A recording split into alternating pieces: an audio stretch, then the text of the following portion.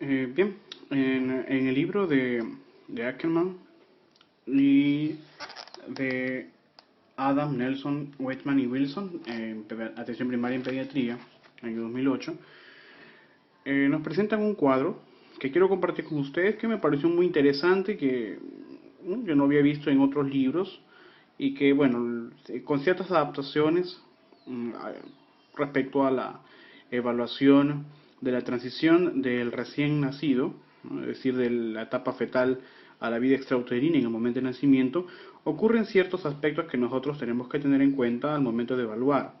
Y esto es porque debemos de observar, según los antecedentes prenatales y maternos, cuáles son los acontecimientos que el niño puede manifestar en el momento de nacimiento y que nos puedan permitir actuar frente a normalidades que pueden provocar más allá en un periodo posterior al nacimiento alguna secuela, específicamente neurológica y cardiorrespiratoria, ¿no?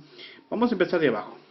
Veamos de que la temperatura en los primeros minutos de nacimiento es muy elevada, y esto es porque el niño se encuentra en un medio intrauterino con bastante temperatura, ¿no? Cercana a la temperatura de la madre, que suele ser entre 35.5 hasta 30, disculpen, entre 37.5 hasta 37.8. Y en la madre, en la gestante, recuerden que en las últimas partes del embarazo, en el último trimestre, la temperatura sube todavía. Entonces, la temperatura materna es similar a la temperatura intrauterina, y lo que permite al niño también aumentar su temperatura, lo cual no es perjudicial. Tampoco vamos a estar hablando de una temperatura mayor de 39 grados, sino es una temperatura que permite mantener la homeostasis, ¿no? Entonces, en los primeros minutos vamos a ver un descenso de la temperatura, que al principio fue elevada, y ya les expliqué por qué. Y luego nuevamente, después de las primeras horas del periodo de la habilidad o el periodo de inactividad, ocurre un descenso bastante grande, que no es señal de alarma, a menos que haya una hipotermia y que eh, sea aunada con algún periodo de cianosis, lo cual sí estaríamos hablando de una pérdida de los niveles de glucosa y una hipotermia que nos puede llevar a secuelas neurológicas graves. Pero luego, después de las primeras horas de nacido, ya en el periodo de actividad, en el segundo periodo de actividad, nuevamente asciende y se regulariza hasta 37. Puede ser 36.5 hasta 37.5, lo cual es normal. Respecto al intestino, vamos a ver de que hay poca motilidad, y esto es porque hay en este caso, en la etapa fetal, es decir, en el periodo antes del nacimiento, todavía el intestino la luz intestinal está contenida por líquido amniótico, en su mayoría. Además, recuerden de que en el periodo fetal hay una exagerada reacción simpática, lo cual disminuye la motilidad. Entonces los sonidos van a estar ausentes durante los primeros minutos. Luego, durante las primeras horas en el periodo en el periodo senescente, es decir, en el periodo sin actividad, vamos a encontrar sonidos presentes, pero poca actividad intestinal, por lo cual en las primeras horas después del nacimiento, en donde hay un periodo sin actividad, no va a haber expulsión de meconio, pero para llegar a las primeras 12 horas va a haber ya el inicio, como vemos en este cuadro, de las primeras micciones o defecaciones, es decir, expulsión del meconio. Entonces tenemos que tener en cuenta esto para poder encontrar ciertas anomalías. Si después de las 48 horas el niño no ha eliminado meconio ni tampoco ha orinado, entonces podemos pensar en obstrucción intestinal o en alguna alteración de las vías urinarias, ¿no? Por ejemplo, como obstrucción, agenesia, etcétera. Respecto a la actividad motora, vemos de que hay un periodo de reactividad máxima, que es en el proceso de transición a la vida extrauterina, pero luego llega un periodo de sueño, sin esencia, es decir, sin actividad. Este periodo sin actividad va desde las primeras horas de nacido hasta las primeras 6 horas, ¿no? Es un periodo sin actividad, un periodo también donde los niveles de glucemia van a descender ¿no? Porque recuerden de que el niño empieza a utilizar las reservas de glucógeno hepático en respuesta a la inhibición de la glucosa que la madre le proporciona al niño. Después de las primeras horas de nacido, a partir, por ejemplo, de las primeras 4 horas, hay un periodo de reactividad elevado. Este periodo de reactividad se suele caracterizar además por un aumento de la actividad parasimpática, lo que también puede provocar, bueno, esto puede contrarrestarse con náuseas, puede haber arcadas, puede haber también llanto y el niño va a estar más irritable. ¿Bien?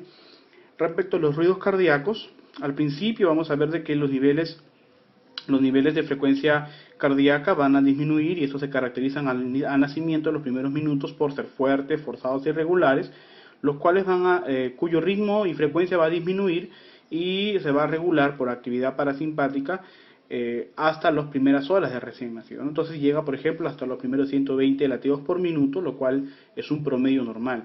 Respecto a la respiración, al principio vamos a ver de que existe todavía contenido líquido, es decir, líquido amniótico en la vía respiratoria hasta nacimiento, lo cual motiva la aspiración de las secreciones y estas respiraciones se van a caracterizar por tener sonidos adventicios como estertores, aleteos, quejidos o tirajes intercostales al nacimiento, pero luego de la aspiración de secreciones, luego del llanto, va a expulsar estas secreciones y además la circulación linfática va a ayudar o va a contribuir a de que estas secreciones se vayan eliminando poco a poco y el niño va a permitir una respiración mejor. Entonces al principio, para poder contrarrestar la pseudoobstrucción o el ocupamiento que tienen estos líquidos que provocan este tipo de sonidos, el niño va a tener que aumentar el volumen corriente, pero luego después que se hayan expulsado, que se hayan absorbido, entonces va a regular su respiración y aproximadamente puede llegar hasta entre 40 a 60 respiraciones por minuto, lo cual pasada esas 60, incluso este promedio puede considerarse como taquipnea, pero en niños entre 40 respiraciones por minuto puede considerarse normal.